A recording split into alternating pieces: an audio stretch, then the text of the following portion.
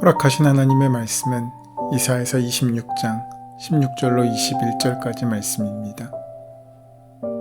여호와여, 그들이 환난 중에 주를 앙모하여 싸우며 주의 징벌이 그들에게 임할 때에 그들이 간절히 주께 기도하였나이다.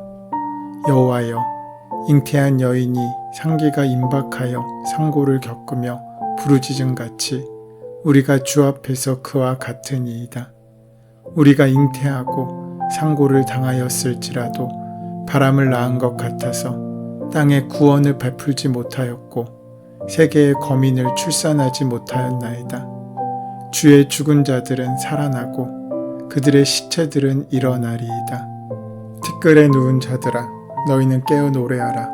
주의 이슬은 빛난 이슬이니 땅이 죽은 자들을 내어 놓으리로다.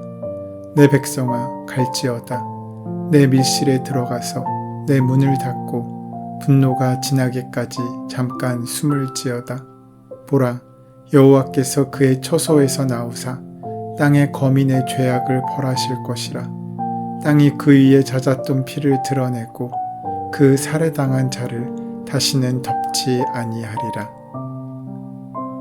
오늘 본문인 16절로 21절까지의 말씀은 혹시라도 하나님의 백성이 범죄해서 그 범죄로 인해 징벌을 받을지라도 그를 포기하지 않으시고 결국은 구원해 주시는 하나님을 찬양하는 노래입니다. 이스라엘 백성들이 자신이 지은 죄로 인해 징벌을 당하는 환난 속에서도 구원의 소망을 노래하고 있습니다. 이사야 선지자는 하나님의 뜻을 등지고 살아가는 이들을 준엄하게 꾸짖다가도 외세의 침략 속에서 어쩔 바를 몰라 당황하는 백성들을 위로하시고 그들에게 소망을 주시는 하나님의 사랑을 일깨워 주려고 노력했습니다.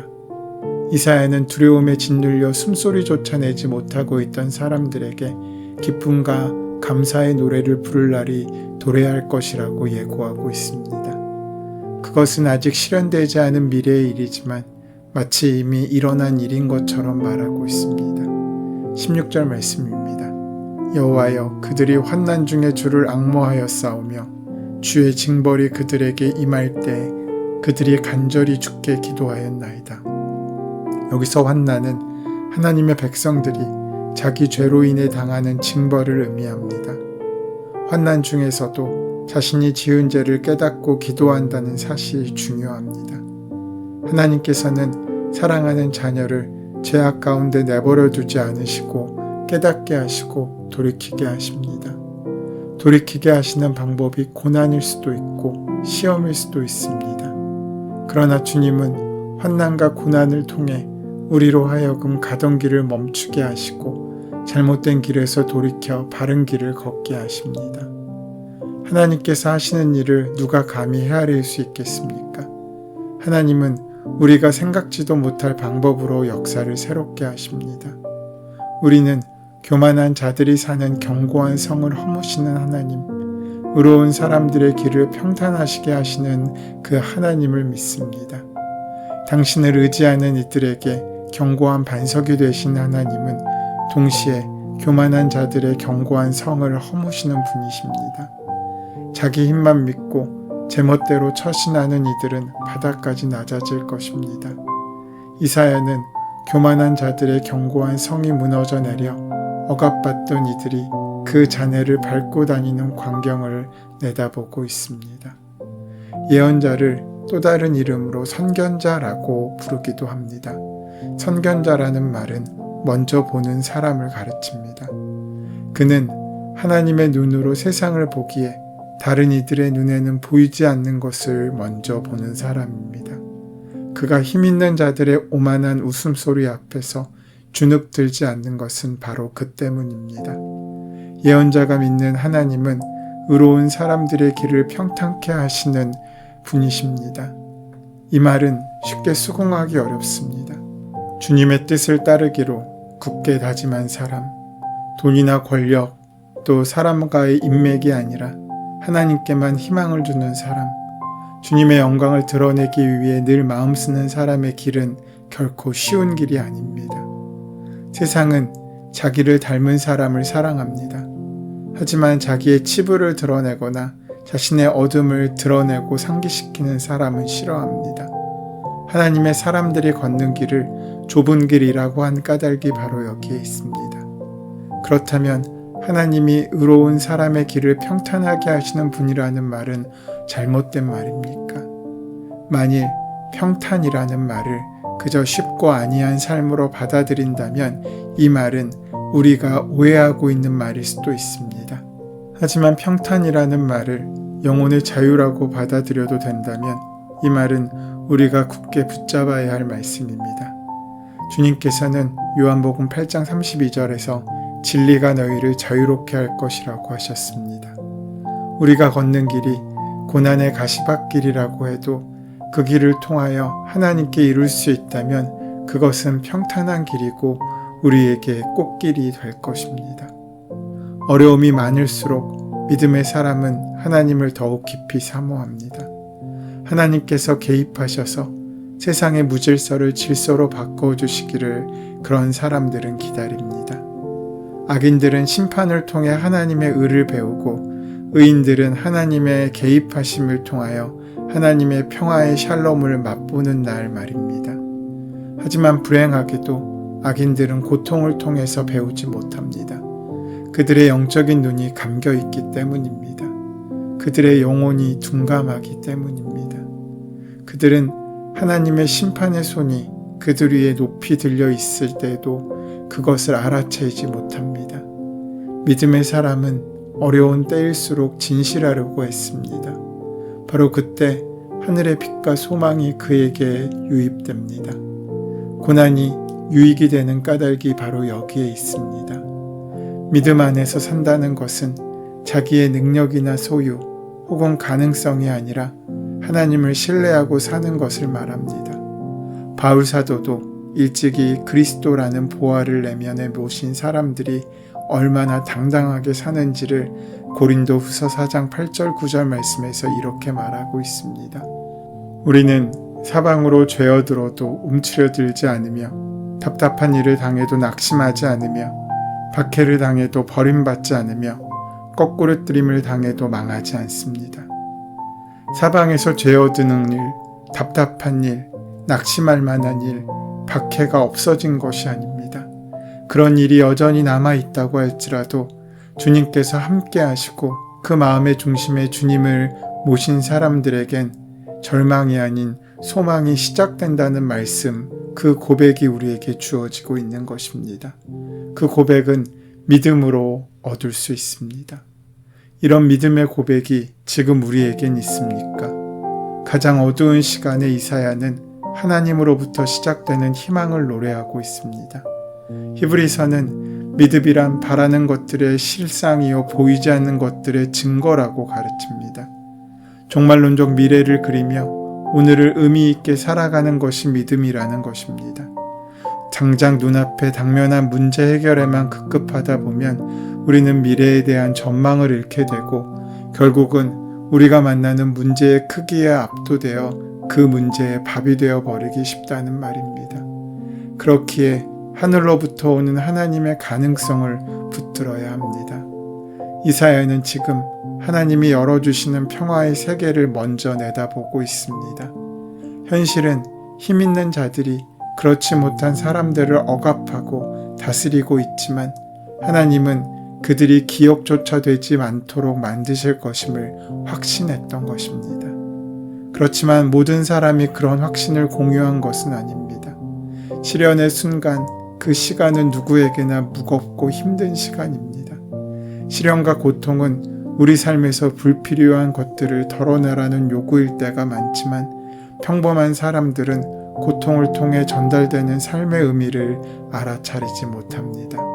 오히려 문제의 크기에 압도당하고 그 문제에 굴복합니다. 이스라엘도 마찬가지입니다. 강대국의 침입으로 나라가 존망의 위기 앞에 놓였건만 그들은 자신들의 죄가 무엇인지를 전혀 알아차리지 못하고 있습니다. 하나님을 버리고 우상을 따라간 죄, 자기 욕망을 다 채우기 위해 다른 이들의 목까지 독차지한 죄, 이웃들의 신음소리로 외면한 죄, 정의와 공의를 내팽개친 죄에서 돌이킬 줄을 몰랐던 것입니다. 시련은 그들을 부르짖게 만들었지만 그들을 창조적인 구원의 삶으로 이끌어내지는 못했습니다. 오늘 본문 17절 18절 말씀입니다. 마치 임신한 여인이 해산할 때가 닥쳐와서 고통 때문에 몸부림치며 소리 지르듯이 주님, 우리도 주님 앞에서 이렇게 괴로워하였습니다. 우리가 임신하여 상고를 치렀어도 아무것도 낳지 못하였습니다. 우리는 이 땅에서 구원을 베풀지 못하였고 이 땅에서 살 주민을 낳지도 못하였습니다. 이 얼마나 절절한 고백입니까?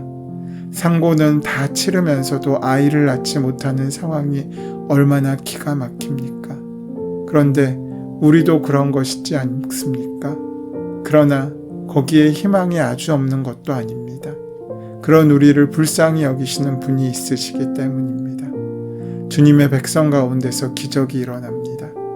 죽은 사람들이 다시 살아나고 무덤 속에서 잠자던 사람들이 깨어나서 소리치게 될 것입니다. 하나님의 생기가 들어가면 넘어진 사람은 일어선 사람이 되고 무기력했던 사람은 활기를 띠게 됩니다. 이사야는 이런 하나님의 은혜를 생기를 불어넣는 이슬이라는 은유를 통해 우리에게 말씀합니다.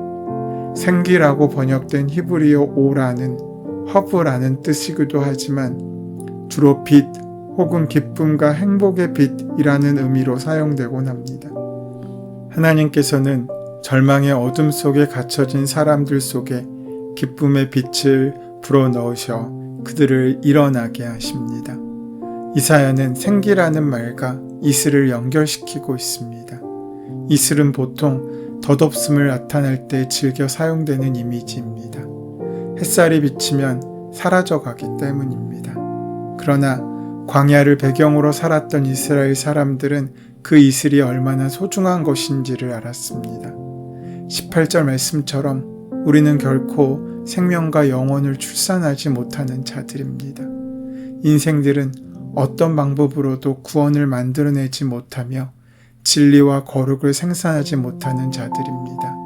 그러나 오직 우리 하나님 안에서만 죽은 자들이 살아나고 시체들이 일어나고 주의 빛난 이슬을 먹는 자들만 흙으로 돌아간 땅에서 다시 생명으로 태어나는 일이 일어날 것입니다. 그 모든 일들이 일어나는 날이 바로 주의 날입니다. 우리 모두는 그날을 기대하고 소망합니다. 이 땅에서 호의호식하며 이 땅에서 절정을 기다리는 사람들이 아니라 하나님의 호흡을 가졌으나 땅으로 다시 돌아가고 티끌로 돌아가고 몸이 썩어 시체가 된 자들이 하나님의 확실한 성취에 대한 약속으로 새 생명을 얻고 영원한 생명을 얻는 그 분명한 날을 기다리는 것입니다. 그날은 반드시 올 것입니다. 오늘 본문 19절입니다. 주의 죽은 자들은 살아나고 그들의 시체들은 일어나리이다. 티끌에 누운 자들아 너희는 깨어 노래하라. 주의 이슬은 빛난 이슬이니 땅이 죽은 자들을 내어 놓으리로다. 죄로 인해 죽은 사람들이지만 그들을 다시 살리신다고 말씀하십니다. 그리고 그들을 주의 이슬, 곧 빛난 이슬이라고 말씀하십니다.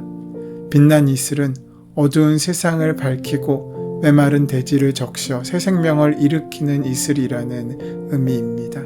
그러면서 본문은 이렇게 마무리됩니다. 내 백성아 갈지어다. 내 밀실로 들어가서 내 문을 닫고 분노가 지나가기까지 잠깐 숨을 지어다. 보라, 여호와께서 그의 처소에서 나오사 땅의 거민의 죄악을 벌하실 것이라. 땅이 그 위에 잦았던 피를 드러내고 그 살해당한 자를 다시는 덮지 아니하리라. 잠깐 숨을 지어다. 이는 심판의 날에 피난처를 제공하신다는 말씀입니다. 하나님은 악인을 심판하시고 의로운 사람에게 피난처를 공급하셔서 그들이 숨을 곳을 허락하시는 분이십니다. 그 하나님께서 하나님의 백성을 반드시 구원하십니다. 어두운 세상을 빛으로 비추기 위해 핍박받으시면서도 진리의 빛을 전하는 도구로 통로로 살았던 의로운 사람들을 살려주십니다. 그들을 영화롭게 만들어주십니다. 이처럼 주님은 언제나 우리와 함께 하십니다. 그 주님의 함께 하심이 오늘을 살아갈 희망의 근거가 될 수 있을 것입니다. 그 주님의 이끄심에 순종하며 살아가는 오늘의 삶이 함께 하시기를 소원하고 축원합니다. 은혜의 주님, 오늘도 그리고 주님께서 오시는 그날까지 신실하게 믿음을 지키며 인내하고 기다림으로 천국문에 들어가는 하늘의 복을 누리게 하여 주시옵소서. 예수님의 이름으로 기도드립니다. 아멘. 이제 오늘 이 아침 우리에게 허락하신 오늘 본문의 말씀이 지금 나에게 말씀하고자 원하시는 하나님의 말씀을 만나기 위해 그 말씀을 깊이 묵상하시고 함께 기도하는 시간 가지도록 하겠습니다. 함께 기도합니다.